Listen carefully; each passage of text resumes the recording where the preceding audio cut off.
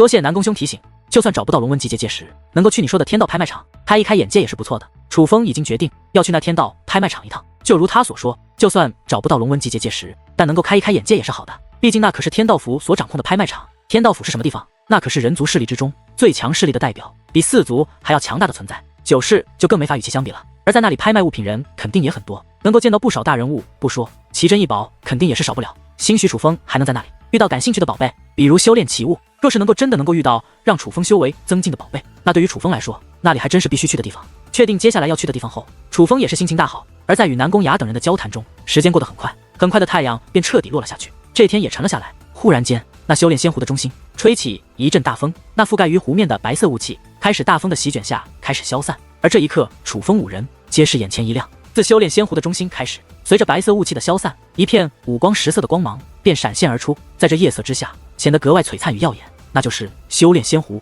不仅是湖的中央如此，整个修炼仙湖都是如此，仿佛那根本就不是湖水，而是由无数水晶、无数宝石所铺盖而成的一般。那湖水不仅拥有多种颜色，而且还会放光。事实上，那的确不是普通的水，这里的一切都是至宝所化。因为还未踏入其中，楚风就已经感受到了这修炼仙湖内那浓郁的天地能量，果然非同凡响。此刻，哪怕楚风也是心中一惊，因为这修炼仙湖内所蕴含的能量还真是不简单。还犹豫什么？趁着没人来，快去抢占先机！南宫百合第一个跳入了那修炼仙湖之中，并且快速地向湖泊的中心游去。所有人都知道，这种修炼场所越是中心区域，能量便越是充足。见状，楚风等人也是纷纷跳入其中。进入其中，楚风更是大喜，这修炼仙湖所蕴含的能量实在是太强了，想必这其中一定掺杂了不少天地奇物，否则不可能蕴含如此之强的天地能量。其实不只是天地能量，不只是武力，楚风还能感受到浓郁的结界之力，是龙纹级的结界之力，而这些都可以被楚风所吸收。在这里，楚风定能突破，不仅自己的修为能够突破，自己的结界之术也许也能够突破。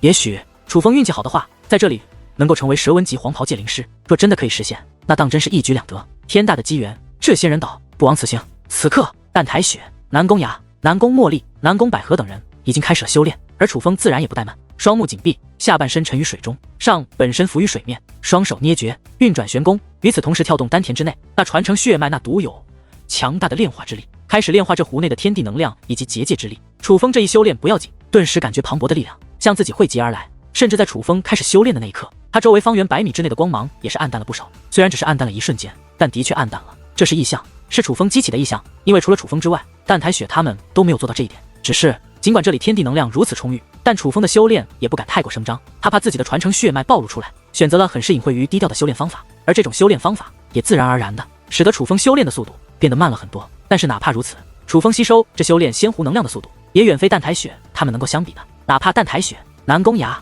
南宫百合以及南宫茉莉他们4个人加到一起，可是吸收这湖内能量的速度也远不及楚风一人。他们跟你一起修炼，还真是倒霉。你体内的神类简直就像是吃不饱的猛兽，他的胃口也太大了一些。这一刻，就连蛋蛋也忍不住吐槽起来，他是真心觉得有楚风在，淡台雪他们能够在这修炼仙湖内得到的好处都将大打折扣。但是他却也很是高兴，毕竟他是发自内心的希望楚风能够变得更强，并且是尽快的变强。快看，修炼仙湖已经打开了，我们来晚了，快呀，快进入其中！真是可恶，他们5个怎么这么快就来了？看那样子已经在里面修炼了好一会了，这也太不公平了。别吵了，毕竟他们5个是通过考验的人，就算先到这里来修炼也是无可厚非的事情吧。没过多久，湖边开始变得喧闹起来，一大片人群正在靠近，并且靠近后便纷纷跳入湖泊之中。人们都来了，南宫地族的、北唐地族的、妖蛟王兽们以及其他势力的人们全都来了。这一刻，有很多人不满，觉得楚风他们先来此处不公平，不断的咒骂，发出抱怨。但也有人觉得理所应当。但不管怎样，他们都能感受到这修炼仙湖内所蕴含的机缘。这修炼仙湖果然没有辜负他的名字，的确是修武者修炼的圣地。不仅是修武者，对于界灵师来说也有着极大的帮助。所以久而久之，人们都沉浸在了这修炼之中，已经没有人再说废话了，全都专心致志地修炼着。人们不想浪费1分1秒的时间。此时此刻，这片湖面变得很是安静，夜越来越深，已经过去了足足3个时辰，现在已是真正的深夜。人们依然沉浸在这修炼仙湖的修炼之中，但几乎所有人都能感受到这修炼仙湖内的能量开始变弱了，并且是越来越弱。这一刻，有好奇的人会睁开双眼打量一番，这才发现原本光芒四溢、极为漂亮的修炼仙湖已经暗淡了10倍不止。怎么回事？这修炼仙湖内的能量虽然会被吸干，但也不可能消失的这么快啊！此刻也有不少仙人岛的人站在湖面观看，而看着此刻的修炼仙湖，他们都是大吃一惊。怎么办？要不要去向练兵仙人汇报一下？忽然有人提议，还是汇报一下吧。决定之后，有2位老者便一同离去，前去向练兵仙人汇报。因为这件事情实在太诡异了，他们不敢不去汇报，到底怎么回事？究竟是我们高估了修炼仙湖，还是低估了这群年轻人？仙人岛那些剩余的人看着那修炼仙湖，皆是眉头紧皱，目光闪烁不定，心中充满了疑问。他们之所以疑问，那是因为他们不知道这修炼仙湖内的能量为何消失得如此之快。其实不只是他们不知道，就连这修炼仙湖内正在修炼的人们也是不知道。知道这件事的只有一个人，那便是楚风。楚风的炼化速度太快了，他一个人比仙湖内的所有人加到一起炼化的都要快得多。这修炼仙湖内的能量急速减少，其实大部分都是被他所吸收了。此刻的楚风已经突破，从8品武王突破到了9品武王，不止修为突破了，楚风的结界之力也变强了。在这修炼仙湖内，那柔和的龙纹级黄级结界之力的淬炼下，楚风的精神力急剧增强。现在的他能够使用的已不再是重纹级结界之力，而是蛇纹级结界之力。准确的来说，现在的楚风已是一位蛇纹级黄袍界灵师。短短3个时辰内竟有如此大的变化，楚风才是真正的突飞猛进。倒霉，实在太倒霉了！这些人和你一起修炼，真是到了血霉。淡淡冷嘲热讽，那叫一个开心。他虽然嘴上这么说，可是心里却巴不得楚风把这修炼仙湖的所有能量都占为己有。那些人一丝一毫都得不到。很快的，那2位去向练兵仙人禀告的2人回来了，只不过他们却没能把练兵仙人带来，而是将练兵仙人的真传弟子，也是唯一的弟子百里星河带了回来。这不可能！百里星河靠近之后，看到眼下的修炼仙湖，也是顿时一愣，本平静的眼中涌现出惊骇之色。这修炼仙湖自从炼制完毕之后，只有他在这里面修炼过几次，虽然修炼的时间不长，但是每一次也都有起码将近1个时辰。但是哪怕是以他的天赋，在这里面修炼起来，也未能让这修炼仙湖内的能量减少多少。所以他非常清楚这修炼仙湖内的能量有多浓郁。可是现在距离楚风等人进入其中不过短短3个时辰，这修炼仙湖内的能量就已经减少了80%，眼看着就快要枯竭了。这实在让他大为吃惊。难道说在这群人之中，有人的天赋比他还要强？少岛主，这究竟是怎么回事？忽然有人问道。虽然他们的修为都比百里星河要强，可是因为百里星河是练兵仙人的真传弟子，也是这仙人岛的少岛主，所以很多事情他们都没有百里星河了解得多，很多事情也都要向百里星河询问。百里星河才是这仙人岛上一人之下万人之上的存在，可能是修炼仙湖内的能量出现了什么问题，所以才会急速流逝。百里星河说道，他已经否定掉了有比他厉害的天才将这里的能量快速吸收掉的可能，因为他不相信在这群人中会有比他天赋还好的人。可是这修炼仙湖毕竟是练兵仙人所亲自炼制的，应该不会无缘无故就出现问题才是。会不会是另一种可能，在这群人中有着天赋超群之辈？忽然其中一位问道，你是在质疑我？听得此话，百里星河的脸色顿时变得很是不悦，甚至阴冷。属下不敢。那位尽管修为远强于百里星河，但是在百里星河面前却也如同奴才一般，不敢忤逆于他。你们若是不信，我可以证明给你们看。师尊教过我一个方法，能够在这修炼仙湖内测试出自己的天赋强弱。百里星河说完此话后，便再度看向了远古仙湖。诸位，在这修炼仙湖内修炼的可还好？忽然百里星河大声地说道，原来是少岛主。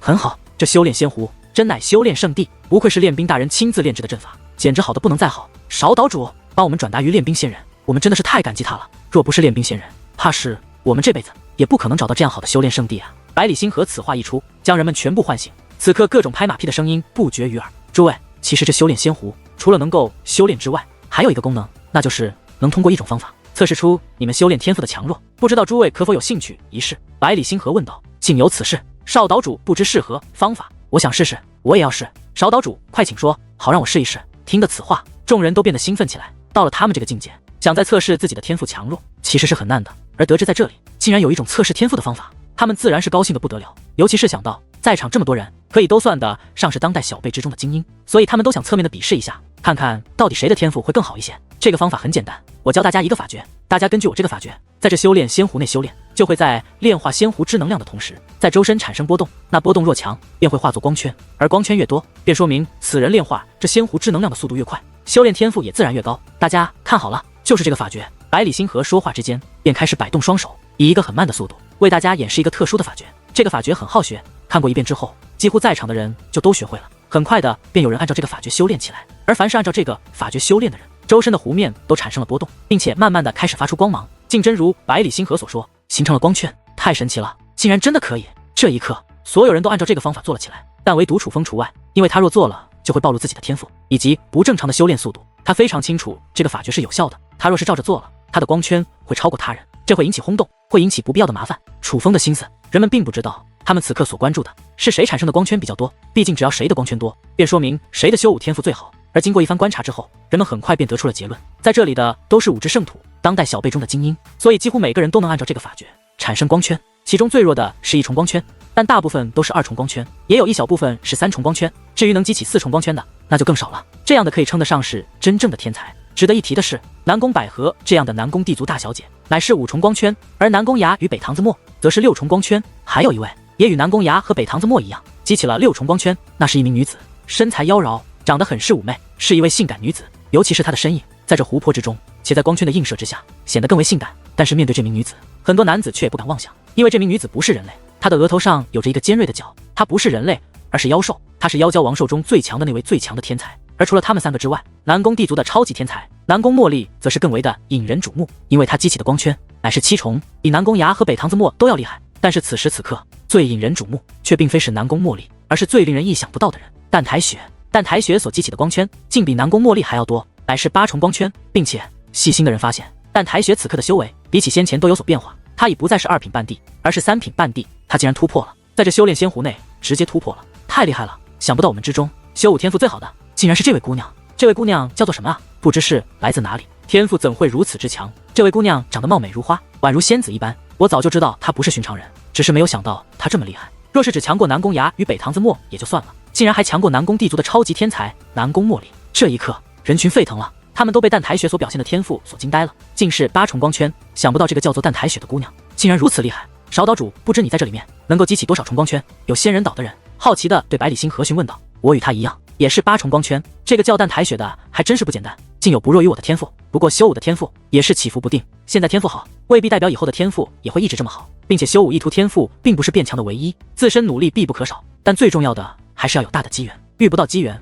天赋再好也是枉然。百里星河说这番话，其实是在侧面的讽刺淡台雪，讽刺淡台雪天赋虽好，可惜命不好，没有他这样的机缘。也就是在说淡台雪不如他，毕竟他能遇到练兵仙人，并且被练兵仙人收为真传弟子，这就是机缘。在武之圣土，这是天大的机缘，无数人梦寐以求，但却根本得不到的机缘。但实际上，他说这番话的时候，也是有些心虚的，因为只有他自己清楚，他真正激起的光圈，并非是8重光圈，而是与南宫茉莉一样7重光圈。如果说这种测验修武天赋的方法是准确无误的话，那么百里星河的天赋还比不上淡台雪，能与少岛主一样的天赋，他也算是绝世奇才了。不过除了那个叫淡台雪的姑娘，以及南宫地族的3位，还有北唐地族的几位，以及妖蛟王兽的几位外，也并没有太过出众之人。现在来看，少岛主说的是对的，这修炼仙湖中的能量急剧减少，的确不是因为出现了太过逆天的修武奇才，应该是修炼仙湖出现了问题才是。这一刻，很多人都相信了百里星河所说的，毕竟事实摆在他们的眼前。尽管淡台雪的天赋很是惊人，达到了与百里星河同样的水平，可是只是如此，还不足以在3个时辰之内便让这修炼仙湖内的能量吸收到这种地步，简直已经快要枯竭了。那个叫楚风的小子是怎么回事？难道连使用法诀来测试自己天赋的勇气都没有吗？忽然，人群中传来一声尖酸刻薄的声音，是北唐子墨。他一直观察着楚风，发现楚风一直没有使用这法诀来进行修炼，所以他觉得楚风的修武天赋应该很差，也许连1道光圈都激发不出来，所以才不敢使用这法诀，怕的就是丢人。而他对楚风可谓恨之入骨，自然不会眼睁睁地看着楚风躲过这一劫，所以他准备当众拆穿楚风，让楚风当众丢人。是啊，这位兄台，为什么不使用少岛主所传授的法诀，测试一下自己的天赋呢？北唐子墨此话一出，的确让不少人注意到了楚风这边，很多人也都与北唐子墨一样，心生疑问，天赋这东西该是怎么样就是怎么样的，表不表露出来又有何意义呢？楚风淡淡的笑道，你这话说的好是狂妄啊。北唐子墨冷笑着说道，狂妄？我只是不想知道自己的天赋如何而已，怎么就狂妄了？楚风平静地问道，难道这还不狂妄吗？不是不想知道自己的天赋如何，而是觉得自己的天赋远强于我们，对不对？北唐子墨问道，我并没有这种想法。楚风摇了摇头，没有这种想法，你少胡扯，你自认为通过了练兵仙人的考验，便觉得自己强过所有人，觉得我们所有人都不如你，把我们所有人都不放在眼中，你一定是这样想的，对不对？北唐子墨大声说道，我楚风从未有过这种想法，不知道北唐兄为何要这么想我楚风。不过我听说一个人他是什么样的人，就会去把别人想象成与自己一样的人，比如一个心胸开阔的人，就会把别人想的与他一样不拘小节，但是一个自私自利小肚鸡肠的人，就会把他人想象的与他一样不堪。而北唐兄把我楚风想象的如此不堪，看来北唐兄是后者。楚风笑眯眯地说道，骂人连个脏字都不带，楚风你什么身份什么地位，竟敢这般羞辱我北唐子墨，我看你是找死。听得楚风冷嘲热讽之后话，北唐子墨顿时大怒，说话间将自己的气息散发而出，就要与楚风动手。与此同时，北唐地族的所有人都是散发出自己的气息，想要对楚风动手。我倒是要看看谁敢对我楚风兄弟无礼。见状，南宫牙也是冷哼一声，将自己那3品半地的气息散发而出，便挡在了楚风的身前。与此同时，南宫百合甚至南宫茉莉等所有南宫地族的人也都进入了备战状态。2大地族的战斗一触即发，诸位给我百里星河一个面子，不要在此处动手，可好？就在这时，湖边之上的百里星河忽然开口说道。而百里星河开口后，无论是南宫崖还是北堂子墨都不敢不给他面子，纷纷收回了自己那涌动的气息。废物就是废物，只能像缩头乌龟一样躲在南宫地族的身后。要我说，你不敢使用法诀，还有另外一种可能，也是最为实际的一种可能，而这种可能就是你知道自己太弱，怕使用法诀之后连一重光圈都激发不了，怕丢人。因为你能够选对路，能够通过练兵仙人的考验，根本就不是靠自身的本事，而是运气好。你根本就是瞎选择的，是胡乱之中选对了路。你除了运气好之外，根本就没什么真本事。区八品武王，你拿什么和我们比？凭什么站在我们的头上？北堂子墨不依不饶，可见他对楚风的恨意真的很深。不因别的，只因楚风风头太盛，成为了此次赐兵大会通过考验的关键人物。不过他却没有发现，楚风的修为已经不再是8品武王，而是9品武王。楚风的修为已经突破了，不过他却在掩饰着。而以楚风掩藏修为的本事，以北堂子墨这样的家伙，自然是发现不出来。北堂子墨，你未免太过分了。楚风他通过的可是练兵仙人的考验，是练兵仙人选择了他。你一再的质疑楚风的能力，莫非是在质疑练兵仙人的公正吗？南宫百合看不下去了，开口斥责起北堂子墨。我自然不是质疑练兵仙人，但是我就是在质疑这个楚风。我就是觉得楚风是个废物，他能够通过考验，完全就是运气好，否则他为什么连用法诀测试自己天赋的勇气都没有？我敢保证，以这个楚风的真实天赋，他连一重光圈都激发不了。北堂子墨一脸确定的说道。北堂子墨，我劝你做人最好留一线，若是楚风兄弟真的做到了，怕是要打你的脸。南宫崖也是看不下去了，打我的脸？那他也要有这个本事才行，这样咱们口舌之争没意思。到底如何让这个楚风使用法诀试一试，不就知道了吗？假如这楚风若是真的能够激发一重光圈，那就说明我北堂子墨先前所说都是错的，我北堂子墨也不会白白的说人不好，我就当众给予这楚风一些至宝，当做补偿。大家说我这个提议如何？北堂子墨高声说道。好，有胆量就是一试，不敢试就是心虚。北堂地族的人大声说道。而在北堂地族之人不断攻击楚风的时候，许多围观之人也是开始加入了他们的阵营，开始逼着楚风使用法诀，测试自己的天赋到底如何。因为在北堂子墨的一番话语之下，他们也觉得北堂子墨说的很有道理，都开始怀疑楚风通过考验到底是真的有本事，还是只是运气好。若是楚风真的只是运气好，那他们就太不服气了。楚风兄弟，他们都这样说了，那你就用法诀证明一下自己，让他们知道你的修武天赋到底有多强，用你的实力让他们闭嘴。南宫崖劝道。他不是争强好胜的人，但他实在看不下去北堂子墨这般挑衅于楚风。是啊，楚风这种人，你若不给予他一些教训，他是不会尊重你的，只会看扁了你，只会不停的羞辱你。南宫百合也是劝道。这一刻，楚风淡淡一笑，随后说道：我不稀罕你的补偿，咱们换一种方式。你不是说我楚风连一重光圈都激发不出来吗？那咱们就这样吧，我不要你的补偿，可是假如我楚风能够激发出一重光圈，你就当着众人的面自己掌自己一个耳光。我若是能够激发出2重光圈，你就当众掌自己2个耳光。我若是能够激发出5重光圈，你就当众掌自己5个耳光。总之我激发出几个光圈，你就掌自己几个耳光，可敢否？楚风高声说道。什么？你听得此话，那北堂子墨的脸色顿时就绿了。如果是补偿楚风，那还好说，毕竟他北堂子墨不是缺钱之人，可是让他当着众人的面自己掌自己耳光，这也实在太难为自己了。假如楚风做不到还好，那就验证他之前所说的一切。可是楚风若做到了呢？那他在这么多人的面前也是没有办法耍赖，岂不是真的要当众掌自己耳光？那样一来，他北堂子墨颜面何存？以后还怎么见人？他这一生英名都将毁于一旦了。犹豫了，此时此刻的北堂子墨当真是犹豫了，不仅犹豫了，他还后悔了。他后悔不该闲得没事干，逼迫楚风用法诀测试天赋。现在可倒好，没有难为楚风，反而让楚风把自己逼入了这种境地。怎么，你怕了？不敢了？你先前咄咄逼人，一再挑衅的气势哪去了？你不是坚信我楚风是个废物，连一重光圈都激发不了吗？搞了半天，真正废物的是你北堂子墨自己，废物到挑衅他人，可是最终却连接受他人要求的胆量都没有。你北堂子墨真是一个废物，真正的废物。见北堂子墨犹豫，楚风也是毫不留情，指着北堂子墨就是一通大骂，将北堂子墨羞辱的体无完肤。真是看不出来，楚风的口才竟然这么好，不说话则已，他这一开口，顿时就把北堂子墨弄得连话都不敢说了。哈哈，楚风好厉害！这一刻，南宫百合那叫一个高兴，因为楚风骂的可真是大快人心。楚风，你休要吓唬我，我北堂子墨就答应你，你激发几个光圈，我就自掌几个耳光。但是你若一个光圈都激发不了，就要当众给我跪地磕头，自掌100个耳光，当着所有人的面说你楚风是一个大废物，能够通过赐兵大会的考验，完全就是运气好。北堂子墨愤怒地咆哮起来，在楚风一再逼迫之下，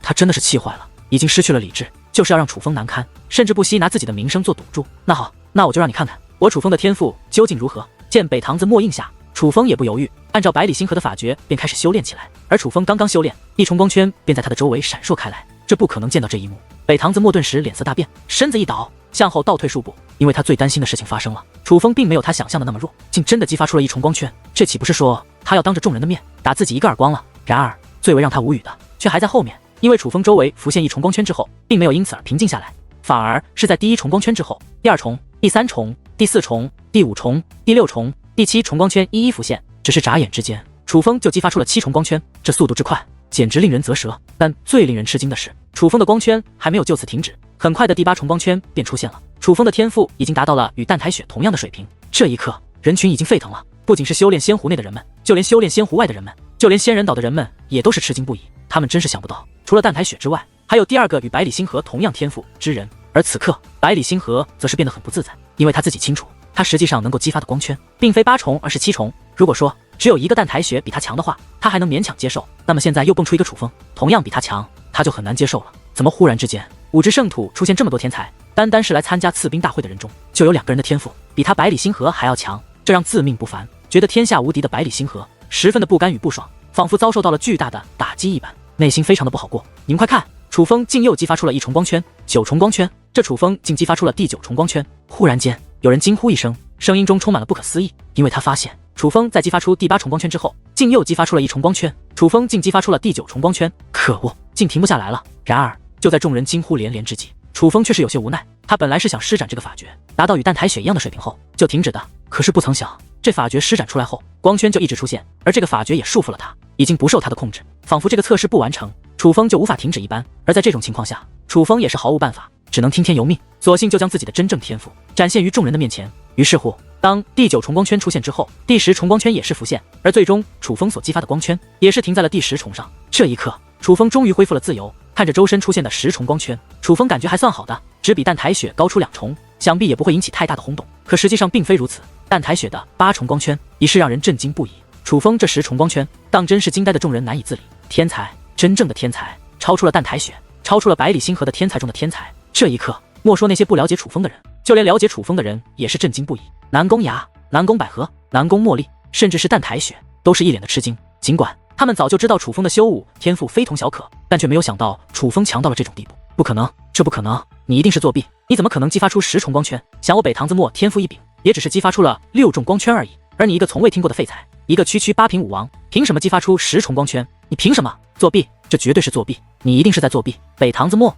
显然无法接受这个事实，这已经不是自长耳光的问题，而是他不愿相信自己眼中的一个废物天赋竟会远胜于自己。作弊，原来这个东西还能作弊。那好，你倒是跟我说说这要怎么作弊？楚风冷笑着说道，我不管，反正你是作弊，你一定是作弊。北堂子墨死咬住楚风是在作弊，还真是输不起啊。不过没关系，我楚风就让你看看，让在场的所有人都看看我楚风到底是不是在作弊。楚风说话之间，眼中忽然闪现过一抹狠色，既然已经展现出了自己的天赋，楚风就不再有所保留，索性他就让这北堂子墨仔细的看一看他与自己的差距，让他认清楚什么叫做现实。当楚风再度做出法诀，继续修炼之际，不但激发出了10重光圈，竟还发出了一声巨响。巨响之后，他周围方圆100米之内的湖面开始沸腾了，竟形成了一座巨大的漩涡。那漩涡开始旋转起来，与此同时，肉眼可见的能量开始源源不断的向楚风席卷而来，被楚风吸收炼化。之前的楚风一直有所保留，但是现在他是毫无保留，他就是要人们看看他楚风的强大，就是要让他们知道他楚风的天赋是真材实料，绝非是什么作弊。在这种情况下，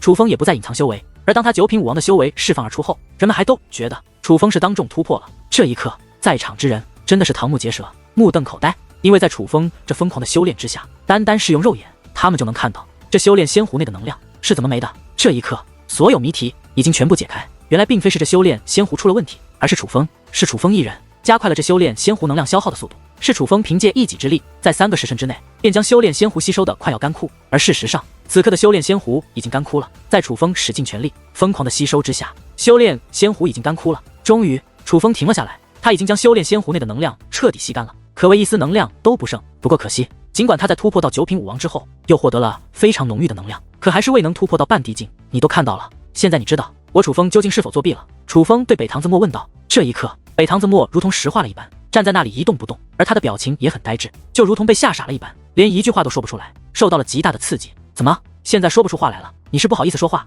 是不敢说话了吧？北堂子墨，你是在装傻吗？你不是说楚风是废物吗？你不是说楚风通过练兵仙人的考验是靠运气吗？废物，谁才是废物啊？你北堂子墨才是真正的废物，不仅是废物，还是胆小鬼，还是懦夫，与人赌博输了不敢应答的懦夫。南宫百合也是开口讽刺道：没错，废物，真是臭不要脸！我呸！亏你还是北唐帝族的皇子，原来就是这种货色，真是丢尽了北唐帝族的人。而在南宫百合的带领下，南宫帝族的人也都跟着高声的讽刺起北堂子墨，还真是丢人啊！先前那般羞辱人，结果现在打脸了吧？呵呵，北唐帝族不过如此，远不如传闻中那般嘛。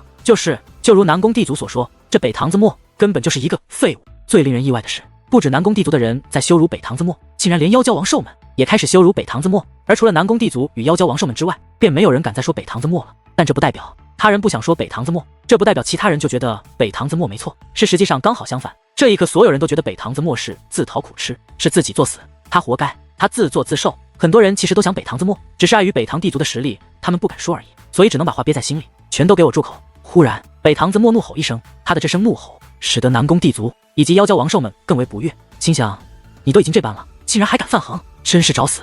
可是还不待南宫地族以及妖蛟王兽们反击，北唐子墨忽然抬起自己的双臂，对着自己的脸颊的就是连续10个耳光，全都狠狠地落在了自己的脸上。10个耳光之后，北唐子墨的2个脸颊都出现了2道血淋淋的掌印，可以看得出来，他这10个耳光扇的还真是够狠。我们走。10个耳光过后，北唐子墨转身一跃，便离开了此处。与此同时，北唐地族的其他人也都匆匆地离开了这里。他走是对的，因为他已经没脸留在这里了。今天他真是丢人丢到了家。其实这也不能怪他，他张狂了这么久，肯定挑衅过很多人，并且之前应该也都成功了，只是这一次他失败了，因为他遇到了一个他不该挑衅的人。这一刻，所有人都将目光投向了楚风，想看看楚风是何表情，是否兴高采烈，很是得意。楚风人呢？可是这一刻，人们才发现楚风已经不见了。他们只顾着看北唐子墨是何反应，竟忽略了楚风。看来楚风已经走了好一会了，怕是在北唐子墨自掌耳光之前就已经走了。虽然楚风走了，但是人们的心情却难以平复。他们终于知道楚风通过考验不是偶然，尽管很难以置信，但是楚风所展现的天赋的确很是惊人。他是帝王领域不久的将来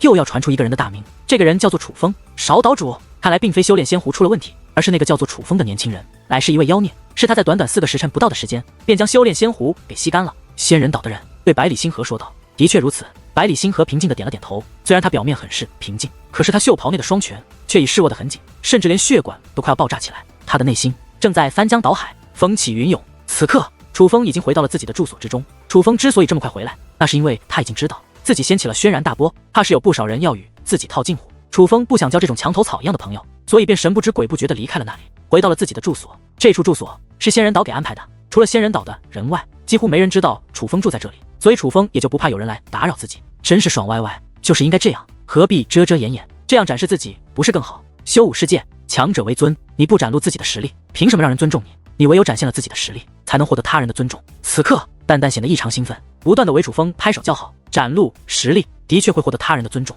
但同时也会被他人所嫉妒，会招来杀身之祸。楚风说道：其实今日若不是北唐子墨一而再再而三的多多相逼，楚风也不会暴露自己的天赋，弄得这么轰动。谁敢杀你，你就杀谁。修武者的世界就是如此，你不欺人就要被人欺。蛋蛋一脸无所谓的说道，他希望楚风一直强硬下去。楚风淡然一笑，没有再说话。若是可以，他也不想太过低调，因为太低调就会显得怯懦，若是怯懦就难免受人欺负。之后的日子，楚风一直待在这悬崖边上的住所之中，等待着练兵仙人为他们炼制完兵器。虽然楚风一直没有离开这里，但却也听到了不少消息，北唐子墨他们以及很多人都离开了。而他们之所以这么快就离开，那还都是因为楚风，是楚风把修炼仙湖给吸干了，他们留下也没有意义，所以就都走了。如今还留在这仙人岛上的人不多，除了楚风、淡台雪、南宫崖、南宫百合、南宫茉莉等5人外，只有南宫地族还有少数的人。值得一提的是，妖蛟王兽们不知为何竟也一直没走，而直到楚风登上仙人岛的第7日，练兵仙人终于又召见他了。还是那座森林，还是那个茅草屋，还是练兵仙人，还是坐在火炉旁，只不过这一次的练兵仙人没有烤红薯，而是在烤土豆。他看向楚风，依旧带着淡淡的笑意，而这一次那微笑的目光之中充斥着毫不掩饰的欣赏。楚风，听说你凭借一己之力，在短短几个时辰之内就把我那修炼仙湖全部吸干了。练兵仙人笑眯眯地看着楚风，回前辈，确有此事，不过也并非是凭借一己之力，因为当日在修炼仙湖内修炼的人有很多，获得好处的也有很多，大家都在修炼仙湖内得到了好处。楚风说道，就算人再多，也不可能那么短的时间内就把我那修炼仙湖吸干。我自己亲自炼制的仙湖究竟什么样子，我自己最为清楚。你小子还真是令人刮目相看，难怪紫菱和苏柔娜2个丫头对你这么死心塌地，你小子与星河一样，都有成为帝王的潜质。练兵仙人说道，前辈真是过奖了。楚风话到此处，又继续问道，前辈，不知紫菱与苏柔要在此处修炼多久？这个你不必担心，他们在我这里绝对安全，没人伤得了他们。而就算日后他们离开我这里，我也会让他们带着我的名号出去。我练兵仙人的人，整个五之圣土还没几个人敢动。练兵仙人说道，有劳前辈了。楚风发自内心的感谢，你小子就别为别人着想了，还是为你自己想想吧。这是我为你打造的兵器，看看是否合适。练兵仙人说话之间，自腰间取出一个乾坤袋，丢向了楚风。打开乾坤袋，楚风发现这里面竟是一双靴子，一双很是普通的靴子，与楚风此刻脚上穿的差不多，款式不是非常的漂亮，装饰也没有多么的华丽，甚至有些朴素。可是楚风将这靴子握在手中，就知道这是一件不凡的宝贝。半成地冰，这是一件真正的半成地冰。与楚风的无尽之刃不同，这不是一个仿造品，而是真正的半成地冰。不过这件半成地冰不需要认主，而是为自己打造的。意思也就是说，除了楚风这双鞋，任何人都用不了，只有楚风才能用。多谢前辈。楚风抱拳道谢，他真是高兴的很，因为这一刻他才知道什么是真正的为自己量身打造。先别急着道谢，穿上试试看。练冰仙人说话之间，站起身来，推开房门，走到了屋外，说道：“屋内太小，是不开，到外边来是吧？”楚风说话间便来到屋外，先是脱掉自己脚上的靴子，随后便穿上了练冰仙人为他打造的靴子。前辈，不用试了，这靴子的确是宝贝，能够让我的速度高出1品。以晚辈目前的真实实力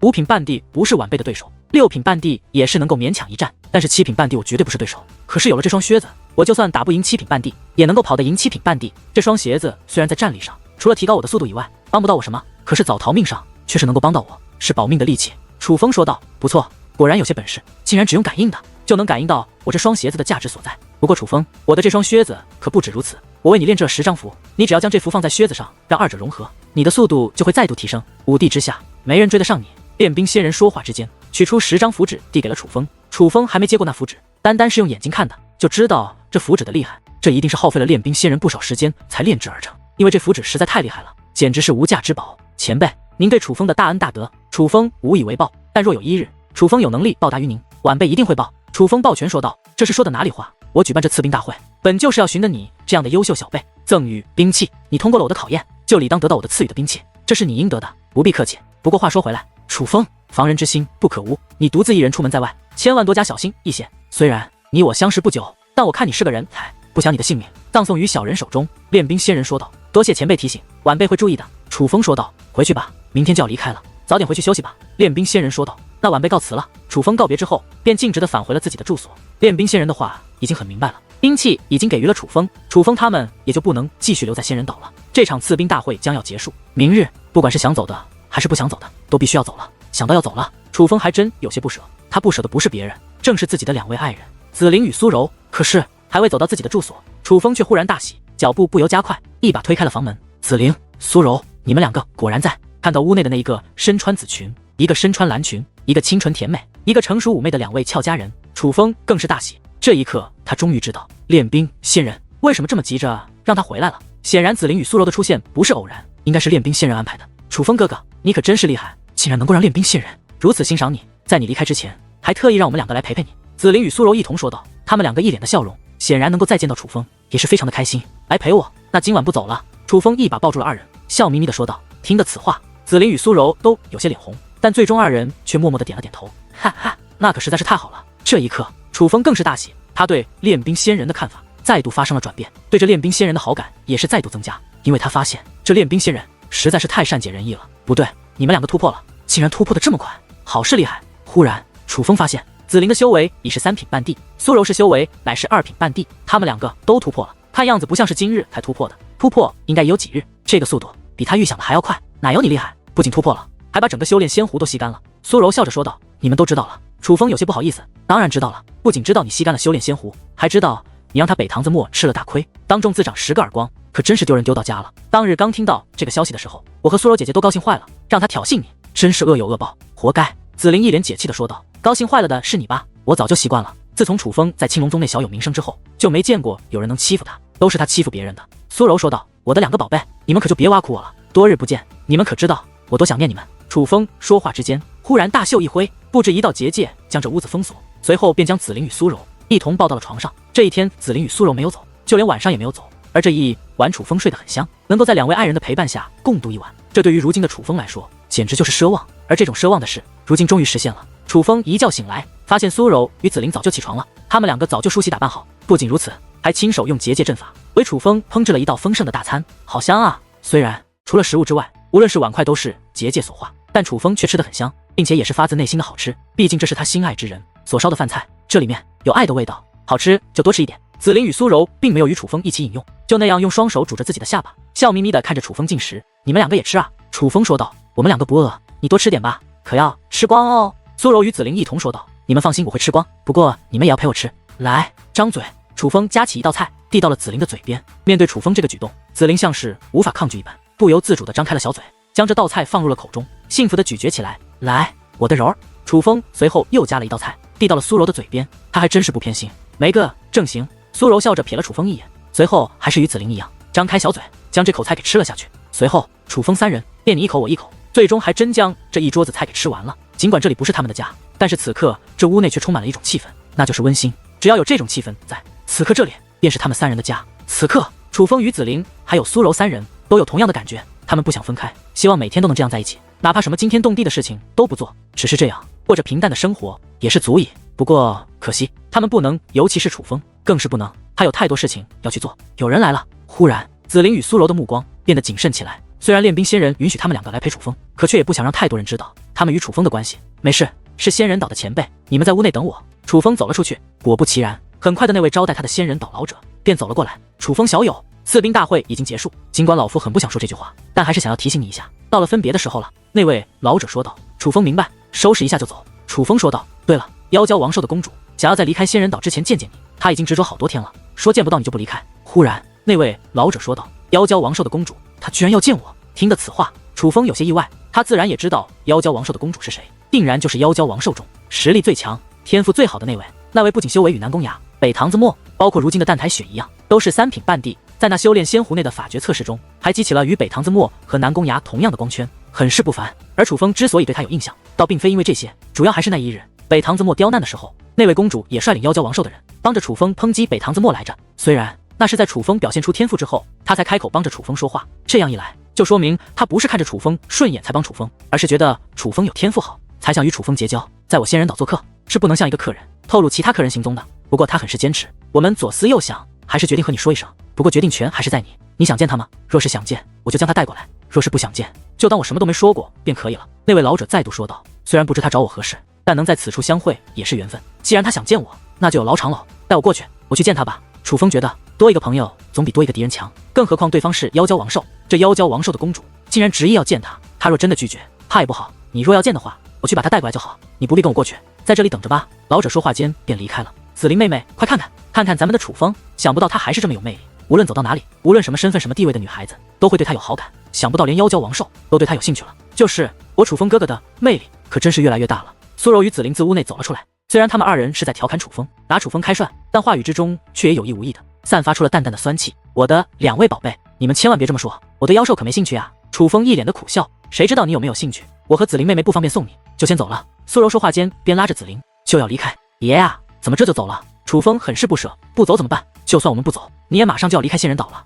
更何况等下妖娇王兽的公主就来了，人家为了见你等了这么多天，好不容易来了，你总不能还在屋外接待人家吧？苏柔说道。听得此话，楚风也是无话可说，因为苏柔说的的确很有道理，就算再不舍，可也只能让苏柔与子玲离开。楚风哥哥，你一个人在这五之圣土闯荡，千万要多加小心，等着我们，待我和柔姐姐修炼有成，就去找你。将要分离，子玲也很是不舍，你们两个不必担心，我好好照顾自己，也千万不要因为我再为难了自己。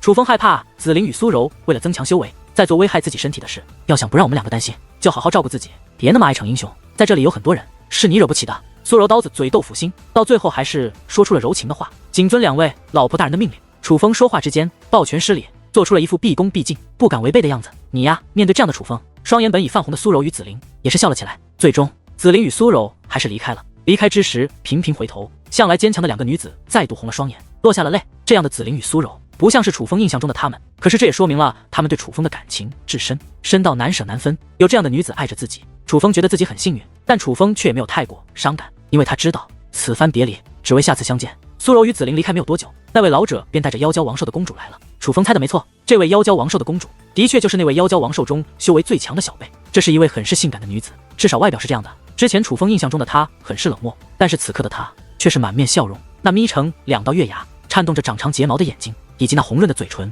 笑得很是迷人，比之先前简直就像是变了一个人。但她的笑容令楚风感觉不错，可能是因为妖兽的原因，哪怕他们幻化为人，却也不擅长伪装情绪，所以无论是他之前的冷漠，还是现在热情的笑容，楚风知道这都是他发自内心的情绪，并非是他在伪装。这说明他真的很想见到楚风，否则不可能如此开心，所以楚风才会感觉不错。至少他对这位妖娇王兽的公主此刻的印象很是不错。楚风少侠，我们之前见过，但想必你还不知道我的名字，我叫妖娇听雨，是妖娇王族的小公主。妖娇王兽的公主来到楚风面前，笑着介绍起自己。听雨公主，不必这么客气，叫我楚风便可。不知听雨公主找楚风是为何事？楚风开门见山，直接询问起来。楚风少侠还真是急性子，既然你这么问了，那我也就不遮遮掩掩了。其实听雨来找楚风少侠就是想与楚风少侠交个朋友，顺便想请楚风少侠去我妖娇王族做客。妖娇听雨没有自称妖娇王兽，而是自称妖娇王族。可以从这个细节看得出来，他们虽然是妖兽，但似乎并不喜欢他人认为他们是兽类，至少他们觉得他们是一个很高贵的族群，能与听雨公主交朋友，这乃是楚风的幸运。至于做客，若是可以，楚风还真想去妖娇王族瞧一瞧，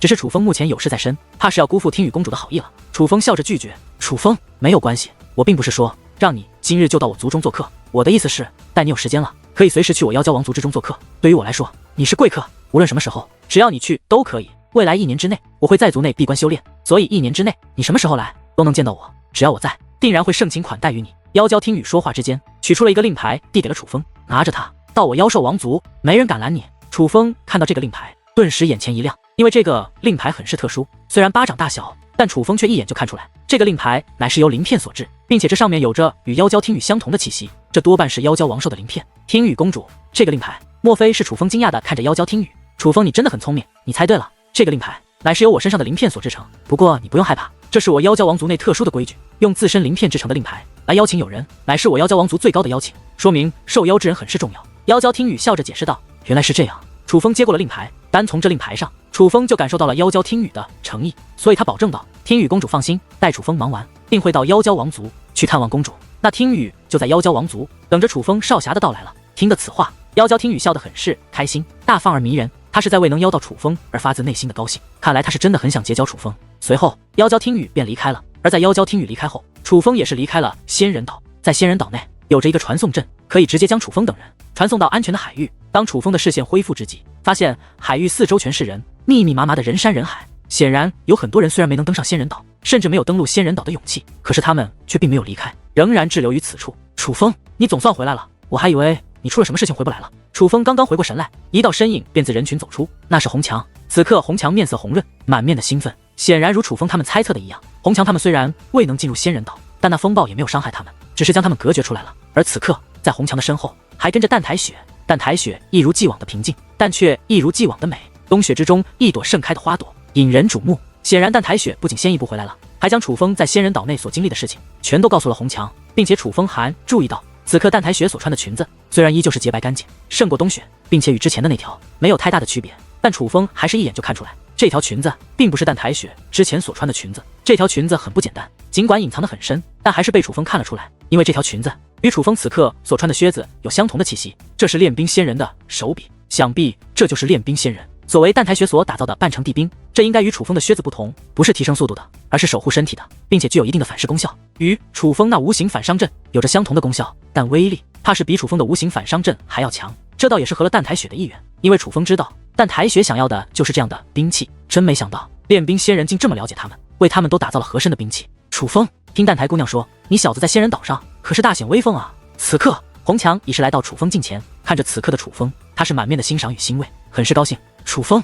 莫非他就是那个楚风？而听到红强的话后，周围的人群都沸腾了，一个个双眼冒光，不停地打量着楚风，那个模样简直就像是要用目光把楚风吃掉一般。这一刻，楚风还听到许多女子雀跃的尖叫声，以及男子兴奋的欢呼声，四周人海之中散发出几种激昂的情绪，崇拜与佩服，激动与惊喜。显然不只是红强听说了楚风在仙人岛的事迹，就连这里的很多人都知道了。这些人聚集在这里，原来就是为了等楚风，就是想看一看名扬仙人岛的天才究竟长成什么模样。楚风，我还以为你不敢出来了。然而就在这时，一道满是恶意的声音忽然自人群之中响起，与此同时，一股浓郁的恨意也是随之袭来。那个声音响起之后，人群的一方也是变得混乱，一股狂风席卷而来，人如稻草一般四下翻滚，硬生生的在人群之中冲开了一条道路。而在道路的另一边，一队人马正气势汹汹的大步行来，是北唐地族的人，为首的依旧是北唐子墨。但是此刻北唐地族的人可比楚风在仙人岛内遇到的多得多。此刻的北唐地族不仅有年轻一代的高手，还有老一辈的高手，如红强这样半地巅峰的就有20几人，并且在这其中还有一位武帝强者，那是一名男子，一头黑发的中年男子。但是楚风知道，这绝非这名男子的真实年龄，最重要的是这名武帝看向楚风的目光也是充满了不善。这一刻楚风也是眉头紧皱，当听到北唐子墨的声音之时，他就知道大事不妙了。这北唐子墨是一个典型的小人，并且是很不要脸的那种小人，他在仙人岛内吃了大亏，此刻守在此处，显然是要找楚风报仇的。你们要做什么？发现情况不妙，红强赶忙挡在了楚风的身前，不关你的事。可是就在这时，那位北唐地族的武帝忽然出手了，他袖一挥，一股磅礴的力道便猛然掀起，直接将红强吹到了一旁。红强虽强，贵为半地巅峰，但是在武帝面前却也是不堪一击，根本没有抗衡的余地。北唐至强你还真是威风啊！武帝欺负半帝，你也真够好意思的。然而就在这时，一股柔和的力量忽然出现，竟将红墙包裹，使得红墙不但没有受伤，反而安然无恙地站在了海面之上。而与此同时，又有一队人马出现，是南宫地族的人，南宫雅、南宫百合、南宫茉莉全部都在。最重要的是，那名武帝级的女子也在，先前就是他出手为红墙解围的。南宫莲，你这是要多管闲事吗？见到南宫家的人竟然插手！那位武帝级的北唐地族高手北唐志强也是眉头微皱，眼中闪过一抹浓郁的不爽。多管闲事，这话你可就说错了。楚风小友对我家少爷小姐有恩，如今有人找他麻烦，我帮他是应该的，这岂能算是闲事？南宫莲笑眯眯地说道：“早就料到你南宫家的人会出手，不过我不妨告诉你，今日这楚风我必须要教训一番。就算你南宫家要出手，我也绝不留情。”北唐志强剑眉倒竖，很是霸道。看来他早就做好了南宫地族帮助楚风的准备，今日是非要对付楚风，替北唐子墨出头不可了。那若是加上我妖蛟王族呢？然而就在这时，一道粗犷且响亮的声音忽然在人群之中炸响，又有一队人马出现了，是妖蛟王兽的人。妖蛟听雨也在，但最主要的是，在妖蛟听雨的身前还站着一位膀大腰圆、皮肤黝黑的壮汉。这名壮汉身高足有4米，站在人群之中，就像是一个小巨人。他浑身上下都散发着爆炸性的力量，那是武力，真正的地级武力，毋庸置疑。这也是一位武帝强者，并且还是一只妖兽，妖蛟王兽。你们也要插手？如果说只是一个南宫地族，